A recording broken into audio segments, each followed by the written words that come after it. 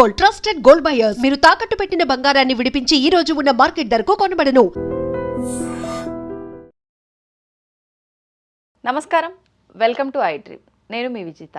ప్రస్తుతం మనతో పాటు ఉన్నారు లక్కరాజు నిర్మలమ్మ గారు, విశ్వనియమాల ప్రచారకురాలు. ఇప్పుడు వారితో మాట్లాడి మరిన్ని విషయాలు తెలుసుకుందాం. అమ్మ నమస్తే. నమస్తే అమ్మ, సాధారణంగా పెద్దవాళ్ళు కొన్ని సామెతలు చెప్తూ ఉంటారు కామన్గా మనకి ఇళ్ళల్లో. అంటే తినగా తినగా వేము తీయనుండు అని చెప్పి అంటుంటారు. అంటే మనం తినగా తినగా ఆ వేపాకు కూడా మనకు తీయనైపోతుంది అని చెప్పి.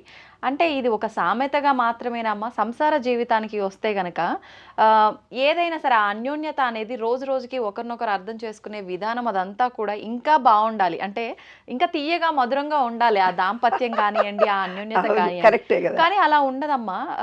పెద్దవాళ్ళే అంటారు మళ్ళీ, ఏంటి ఇంకా కొత్తగా పెళ్ళైన వాళ్ళలాగా ఇంకా పెళ్ళాన్ని అంటి పెట్టుకొని ఉంటున్నావు, పెళ్ళం కొంగు పట్టుకొని తిరుగుతున్నావు, ఇంకేమన్నా మీకు కొత్తగా పెళ్ళైంది అనుకుంటున్నారా? ఇలా మాట్లాడే విషయాలు కూడా వింటూ ఉంటాం. అంటే ఇలా చెప్తారు, అలా చెప్తారు. అసలు ఎలా అమ్మా, ఎలా తీసుకోవాలి దీని అంతటిని కూడా? నిన్న ఒక అమ్మాయి ఫోన్ చేసింది తల్లి. భార్యాభర్తలు ఇద్దరు చాలా గొడవ పడతాడంట. ఆయనకు వేరే అమ్మాయితో సంబంధం కుదిరిందట.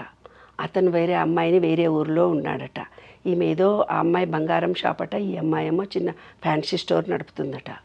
ఇద్దరు పిల్లలట, 10th ఇంటర్మీడియట్. వాళ్ళ అమ్మను కూడా కొడతాడట, ఈమెను కూడా కొడతాడట, పిల్లల్ని కూడా కొడతాడట. అన్ని విషయంలో ఇరిటేట్ అవుతాడట, కొడతాడట, పట్టు కొడతాడట, ఫటాఫటా మాట్లాడతాడట. ఆ అమ్మాయి నాకు ఫోన్ చేసి, మా సంసారం అన్యోన్యంగా ఉండడానికి మీ విశ్వనియమాల ద్వారా మీరు ఏదైనా రహస్యం చెప్పండి నాకు. పాపం. కానీ ఇంకొక అమ్మాయి ఇప్పుడే ఫోన్ చేసింది మౌలాలి నుంచి. ఆమెకు బ్రెయిన్లో బ్లడ్ క్లాట్ అయ్యి ఏదో ఇబ్బంది జరిగితే ఆపరేషన్ చేశారంట. ఇద్దరు పిల్లలట. అత్త తిడుతుందట, మామ తిడుతుందట, మొగుడు తిడుతాడట. పట్టున కడుపులో ఏదో ఆపరేషన్ అయ్యి ఇంటికి వస్తే ఒక్క తన్ను తన్నితే ఆ కుట్లు పట్టున తన్నగానే ఆ కుట్లు చిక్లి రక్తం గారిందట. అమ్మ, నా భర్త నాకు అన్యోన్యంగా ఉండాలి, నాకు నువ్వేదైనా ట్రిక్కు చెప్పు అన్నది. అంటే ఏవైతే రోజు రోజు భార్యాభర్తల మధ్య ఇలాంటి విభేదాలు జరుగుతున్నాయో దానికి ఆంతర్యం కూడా మనం ఆలోచించాలి కదా. ప్రతి భార్యాభర్తలు కలిసే ఉంటారు, మంచిగానే ఉంటారు. కొన్ని రోజుల తర్వాత ఇలాంటివేవో ఒకటి స్నేహాల ద్వారానో, ఫైనాన్షియల్ ద్వారానో, శారీరకమైన మార్పుల ద్వారానో, ఆస్తుల వ్యవహారంలోనూ, ఏమమ్మా మాట పట్టింపుల వల్లనో, అంటే శారీరకంగా మానసికంగా కానీ ఈ వైవాహిక జీవితంలో ఏవైనా ఇబ్బందులు వచ్చినప్పుడు ఇద్దరి మధ్యలో ఎందుకు ఫస్ట్ చూసినప్పుడు అన్యోన్యతగా కలిసి ఆవిడ నావాడే కదా అని ఆమె చులకనగా చూడడం, ఇది నా పెళ్ళామె, ఇక పెళ్లి చేసుకున్నాక ఎక్కడ పోతుంది, ఇది నన్ను విడిచి పోనే పోదని పూర్వకాలంలో ఉండేది. ఇప్పుడంటే విడిచిపెట్టిపోతుందని కొంచెం మగపిల్లలు భయపడుతున్నారు తల్లి. ఇప్పటి జనరేషన్ గురించి నేను కాదు, కానీ భార్య అన్నది ఇంకా నాకే కదా, నా మనిషి అంతే. స్త్రీ అనేది చాలా చులకన భావం ఉంది ప్రపంచంలో. స్త్రీ అనేదానికి తక్కువ భావన ఉన్నది. అంటే ప్రతోళ్ళు అత్తనొచ్చు, మామనొచ్చు, ఆడపిల్లనొచ్చు, ఇంటి పక్క ఆమెనొచ్చు, ఇంటి ముందర ఆమెనొచ్చు, నైట్ గౌన్ వేసుకున్నవా అనొచ్చు, మీ ఆయనతోటి వంట చేయిస్తున్నవా అనొచ్చు. అంటే స్త్రీని చులకనగా దబ్బున అనొచ్చు అనమాట. అంటే ఆడది అంటే పడేది అనమాట. ఏ మాట అన్నా పడవచ్చు. అంటే పడే ఓపిక లేకుంటే స్త్రీవి కదే భూదేవంత ఓర్పు ఉండాలి. ఓర్పు అయితే ఉండాలంటున్నారు. మరి సాఫ్ట్వేర్ ఉద్యోగాలు చేసి వచ్చి, ఉద్యోగంతో అలసిపోయి వచ్చి, పిల్లల పెంపకంతో అలసిపోయి వచ్చి, అనారోగ్యంతో ఉంటే ఎవడికి కష్టం? నీ మొగుడికే కదా కష్టం, మీ అత్తకే కదా కష్టం. అత్త వచ్చి ఏం చేయదు కదా, ఆ మొగుడే చూసుకోవాలి కదా. ఇప్పుడు అన్ని సింగిల్ ఫ్యామిలీస్ కదా. కాబట్టి ఏవైతే జరుగుతున్నాయో దానికి కారణం, మూలాలు ఏంటో తెలుసా నాన్న? స్వాధిష్టాన చక్రము వీక్ అవ్వడము. ఇలాంటి ఇబ్బందులు భార్యాభర్తల మధ్యలో గొడవలు రావడము, ఈ ఆర్థికపరమైన ఇబ్బందులతో దూరం కావడము, శారీరకంగా ఇద్దరు దూరం కావడానికి మూల కారణం ఏమిటంటే స్వాధిష్టాన చక్రము. పెళ్ళైన కొత్తలో ఏంటంటే స్వాధిష్టాన చక్రం ఇద్దరికి ఈక్వల్గా ఉంటుంది. అప్పుడు కూడా ఏమైనా ఇబ్బందులు పెళ్ళి కాగానే స్టార్ట్ అయినాయి అంటే స్వాధిష్టాన చక్రంలో వాటర్ 72% మన బాడీలో ఉండాలి. ఆ వాటర్ ఉండటం లేదు. ఇప్పుడు వాటర్ డీహైడ్రేట్ అయిపోతుంది. ఎప్పుడైతే పురుషుడికి కానీ ఈ స్త్రీలు ఏం చేయంటే ఎమోషనల్గా చిన్న విషయాన్ని కూడా ఫీల్ అవుతాం. మనం ఎక్కువ ఫీల్ అవ్వడం మూలంగా డీహైడ్రేషన్ మనకు ఎక్కువ అవుతాం. వాటర్ క్వాంటిటీ తొందరగా మనకు, ఎందుకంటే వాతతత్వం అనేది పెరిగిపోతుంది కదా. అంటే వాడమ వేడి అంటారు దీన్ని. ఆ తత్వం ఎప్పుడైతే నీకు పెరిగిపోతుందో వాటర్ క్వాంటిటీ తగ్గిపోయినప్పుడే నీలో డిప్రెషన్ పెరుగుతుంది. వాటర్ సఫిషియెంట్గా తీసుకుంటే ఈ విశ్వ నియమాలను అనుసరించి ఇద్దరిలో బ్యాలెన్స్డ్ మైండ్ ఉంటుంది. ఈ స్వాధిష్టాన చక్రం అనేది శుక్రకణాలు, అంటే పిల్లల్ని కనేది రిలేషన్షిప్స్. నీకు ఇంటి అత్తతో కానీ ఇంటి పక్క వాళ్ళతో కానీ బాస్తో కానీ గొడవలు జరుగుతున్నాయి ఒక స్త్రీకి అంటే ఆమెలో స్వాధిష్టాన చక్రం పనిచేయలేదని అర్థం. పురుషుడికి ఉద్యోగంలో ఇబ్బందులు కలుగుతున్నాయి, ఎవరితో అన్యోన్యత లేదు, సరిగ్గా మాట్లాడలేకపోతున్నాను, కమ్యూనికేషన్ చేయలేకపోతున్నాను, ఒక ఉద్యోగంలో స్థిరత్వంగా ఉండటలేకపోతున్నాను, సెక్స్ పరంగా నా భార్యను సుఖపెట్టలేకపోతున్నాను అంటే ఈ స్వాధిష్టాన చక్రం క్లోజ్ అయినట్టు అర్థం అన్నమాట. అందుకనే పూర్వీకులు అన్ని చక్రాలను యాక్టివేట్ చేసుకోవడానికి ఎన్నో చెప్పినారు. బమ్ అనే బీజాక్షరాన్ని జపించినట్టయితే కనుక, బమ్ అనే బీజాక్షరాన్ని జపించి సఫిషియంట్ వాటర్ తాగినట్టయితే, నీళ్లల్లో బాడీని చాలాసేపు ఉంచుకున్నట్టయితే కనుక మనలో ఏమవుతుందంటే అది అధికమవుతుంది.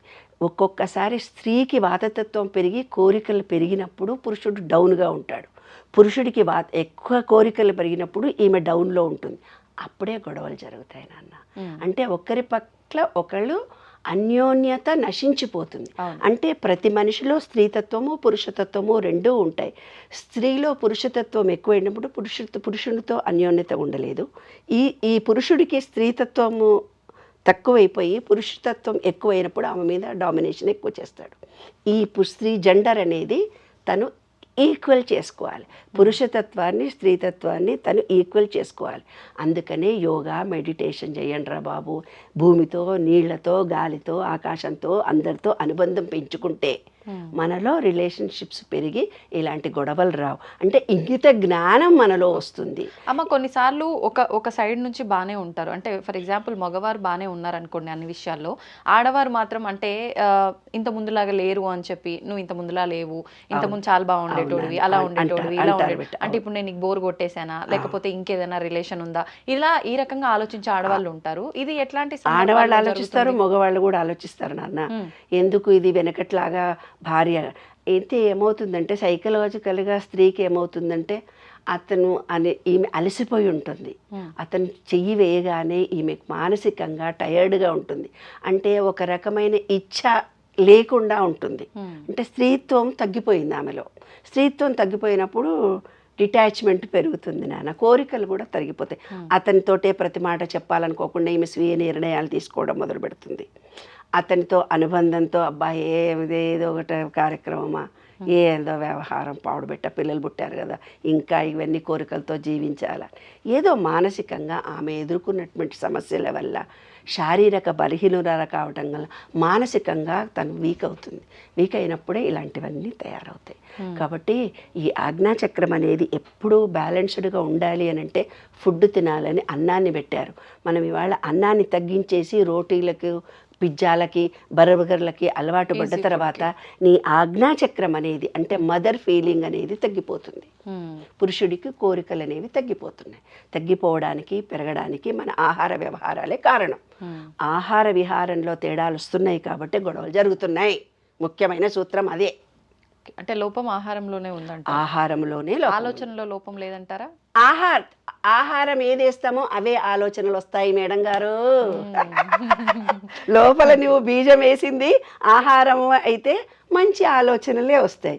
నువ్వు వేసింది మటన్ చికెన్ అయితే చికెన్ ఆలోచనలే వస్తాయి. నువ్వు వేసింది హోటల్లో అమ్మ పెట్టిన భోజనంతో మంచి ప్రేమ అనేది వస్తుంది. హోటల్లో తినేస్తే నాకు డబ్బులు ఎక్కడొస్తాయి అనే ఆలోచన వస్తుంది. ఆహారం వల్లనే విహారము, మాటలు వస్తాయి. మనం తినే ఆహారంలో లోపాలను సరిదిద్దుకుంటే మనం అన్యోన్యంగా ఉంటాం, అందరితో ఉంటాం. ఒక కుటుంబంలోనే కాదు, సమాజంలో అందరితో కూడా బాగుంటాం. కాబట్టి మనం తినే ఆహారము విహారము అన్నీ కూడా మన ఆలోచన విధానంలో మార్పు రావాలి అంటే విశ్వంతో అటాచ్మెంట్ ఉండాలి. అదే సీక్రెట్. ధన్యవాదాలమ్మా.